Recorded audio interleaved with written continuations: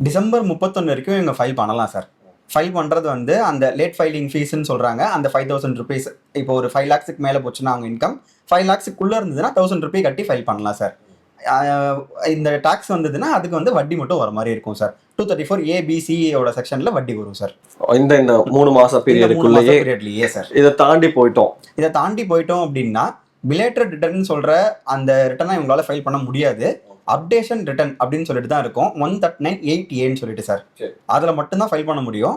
அது வந்து என்னன்னா அப் டு 1 இயர் வரைக்கும் 25% பெனால்ட்டி, அடிஷ்னல் டாக்ஸ்ன்னு அதை சொல்றாங்க. பெனால்ட்டின்னு சொல்றது இல்லை.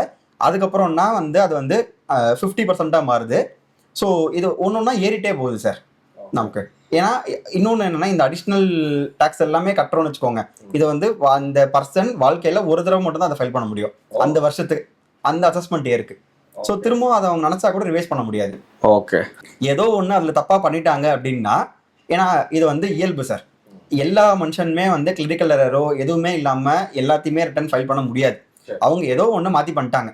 ஈவன் அப்டேஷன் ரிட்டர்ன்லையுமே ஒன்று மாற்றி பண்ணிட்டாங்க அப்படின்னா அவங்களுக்கு அதில் ஒரு ரிவிஷன் ஆப்ஷன் இருக்கணும்.